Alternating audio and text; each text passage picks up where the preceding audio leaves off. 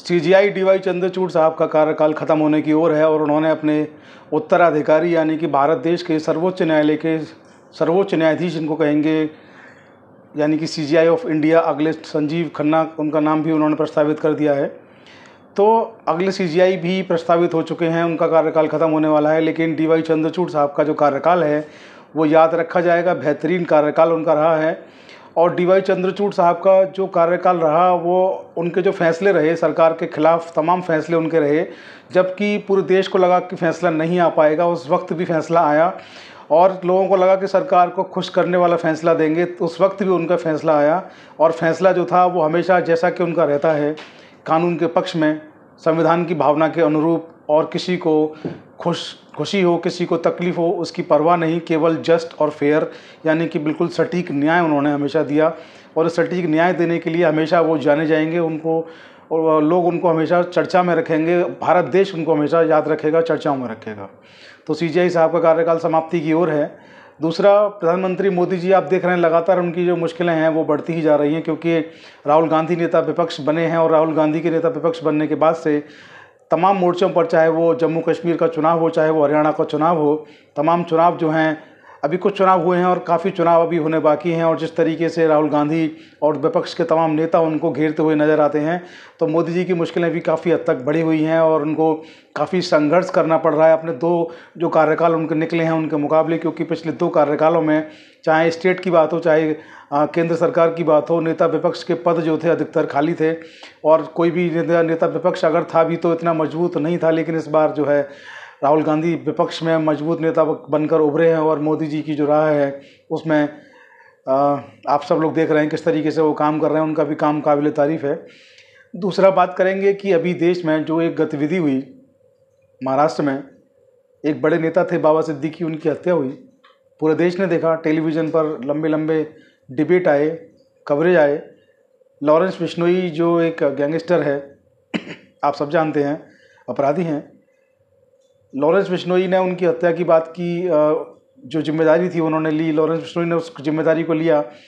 और उसके बाद आपने देखा कि सलमान खान ने 2 करोड़ रुपए की एक बुलेट प्रूफ कार भी खरीदी, उनके घर की सिक्योरिटी बढ़ाई गई। तो आप लोग देख रहे हैं कि देश में किस तरीके से लॉ एंड ऑर्डर चल रहा है और किस तरीके की गतिविधियां हो रही हैं, सब आप लोग देख रहे हैं। सीजीआई साहब का भी आप लोग देख रहे हैं किस तरीके से फैसले देते हैं, सरकार का आप देख रहे हैं किस तरीके से काम करती है। दूसरा, गैंगस्टर भी आप लोग देख रहे हैं किस तरीके से वो अपना काम कर रहे हैं। तो कुल मिलाकर देश का जो माहौल है वो टेलीविज़न, समाचार हर तरह से आपके सामने आ चुका है। लेकिन इसी बीच में एक बहुत बड़ी खबर आ रही है निकल करके, और उसको बहुत बड़ी इसलिए कहेंगे क्योंकि वो सुप्रीम कोर्ट के वरिष्ठ न्यायाधीश बी.आर. गवई साहब, जस्टिस बी.आर. गवई साहब ने उस बात को कहा है। और इसलिए बात बेहद खास हो जाती है क्योंकि बी.आर. गवई साहब जो हैं उनकी बातें यूं ही बेवजह नहीं होती हैं, बहुत सटीक, बहुत सदी हुई बात कहते हैं। तो आइए सबसे पहले मैं थोड़ा ब्रीफ कर दूं कि सोशल मीडिया पर, इलेक्ट्रॉनिक प्रिंट मीडिया पर इस पूरी बात के बारे में आखिर चल क्या रहा है, इसके बाद थोड़ी सी चर्चा करें। तो जस्टिस गवई ने कहा कि न्यायपालिका में विश्वास की कमी के कारण लोग भीड़ तंत्र का सहारा ले सकते हैं। देखिए कितनी बड़ी एक चेतावनी इसको माना जाएगा। जस्टिस गवई सुप्रीम कोर्ट के वरिष्ठ न्यायाधीश हैं, जस्टिस हैं, वो कहते हैं कि जो न्यायपालिका में विश्वास की कमी है, इसके चलते जो लोग हैं भारत देश के, वो भीड़ तंत्र का सहारा ले सकते हैं। आगे वो इस बात में कहते हैं कि लोकतंत्र का मतलब सिर्फ बहुमत से लोगों का शासन करना नहीं है। ये जो सरकारें हैं, चाहे वो देश की सरकार हो चाहे प्रदेशों की सरकारें हैं, उन सरकारों के लिए भी एक मैसेज है कि आप लोग चुन गए हैं, आप लोग सरकार चला रहे हैं, तो इसका मतलब ये नहीं कि बहुमत से सरकार चुन ली गई है तो आप लोगों पर शासन करेंगे। वो आगे बताते हैं कि आगे कहते हैं कि डॉक्टर भीमराव अम्बेडकर के अनुसार लोकतंत्र के कामकाज के लिए संस्थागत सुरक्षा उपाय जरूरी है। न्यायपालिका एक महत्वपूर्ण संस्था है जो कि कानून का शासन बनाए रखती है। राज्य की जातियों के खिलाफ निवासियों के अधिकारों की रक्षा न्यायपालिका करती है। आगे वो अपने भाषण में कहते हैं किसी जज के नेता या नौकरशाह की तारीफ करने से पूरी न्यायपालिका के प्रति लोगों का भरोसा जो है प्रभावित होता है। इसके बाद आगे वो अपनी बात को कहते हैं, बार और बेंच के बाहर जज का व्यवहार जुडिशियल एथिक्स के हाई स्टैंडर्ड के हिसाब से होना चाहिए। बार और बेंच की बात वो करते हैं, वहाँ उनका व्यवहार जो नॉर्मल होता है होना चाहिए, उसके बाहर जो होता है वो जो एक एथिक्स होता है जुडिशरी का, उसके हिसाब से हाई स्टैंडर्ड उसका होना चाहिए। इस बात के लिए वो जो एग्जाम्पल भी देते हैं, वो कहते हैं कि अमेरिका में राष्ट्रपति पद के उम्मीदवार से जज साहब को माफ़ी मांगनी पड़ी थी क्योंकि चुनाव में उन्होंने उनकी आलोचना की थी। वो कहते हैं कि लंबी मुकदमेबाजी और कम स्पीड से चलने वाली अदालती प्रक्रियाएं जो हैं वो लोगों का न्यायालय से मोह भंग करती हैं। इनको फास्ट करना चाहिए, इनको तेज़ करना चाहिए। त्वरित न्यायालय यानी कि फास्ट ट्रैक न्यायालय की स्थापना भी हो चुकी है, लेकिन न्याय की जो प्रक्रिया है अभी तक वो स्लो है। आगे वो कहते हैं लाइव स्ट्रीमिंग जो है बेहतरीन कदम है। आप लोग देखते हैं आजकल जो लाइव स्ट्रीमिंग जो न्यायालयों की होती है उसके बारे में कहते हैं वो बेहतरीन कदम है। न्यायालय जो है उसकी पारदर्शिता में अच्छी चीज़ आई है कि लोगों के सामने पारदर्शी तरीके से चीज़ें आने लगी है। इसके साथ वो कहते हैं कि छोटी छोटी क्लिप जो होती हैं कई बार वो भ्रमित कर सकती हैं।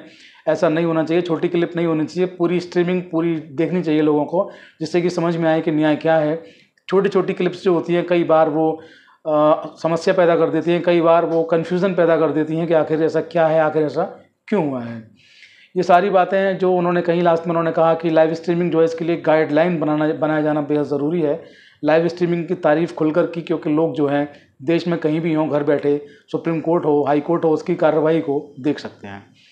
ये सारी बातें उन्होंने गुजरात न्यायिक अकादमी के वार्षिक सम्मेलन में, जो 2 दिवसीय सम्मेलन था जुडिशल ऑफिसर्स का गुजरात में, वहाँ पर कहीं। तो आप देखिए देश के जो एक बड़े न्यायाधीश के तौर पर उनको जाना जाता है। और अभी हाल फिलहाल के सालों की बात करें तो पिछले कुछ सालों में और 2024 में उनके कुछ फैसले आए हैं जो बेहद चर्चित फैसले उनके रहे हैं, हमेशा चर्चाओं में रहते हैं, क्योंकि जस्टिस बी.आर. गवई के फैसले जो होते हैं वो निष्पक्ष होते हैं, न्यायप्रिय होते हैं। उनके फैसलों की चर्चाएं जो हैं पूरे देश में सुनाई देती हैं, क्योंकि जस्टिस बी.आर. गवई सुलझे हुए बेहतरीन इंसाफ करने वाले जज के तौर पर जाने जाते हैं, जस्टिस बी.आर. गवई। तो जस्टिस बी.आर. गवई की सारी बातों को आप देखिए तो ये कहीं ना कहीं चिंता है न्याय जो प्रक्रिया है उसको लेकर के। उन्होंने कहा कि न्यायपालिका में जो विश्वास की कमी जो लोगों में आ रही है वो लोग भीड़ तंत्र का सहारा ले सकते हैं, तो इस पर भी न्यायपालिका को, सरकार को, दोनों को ध्यान देना चाहिए।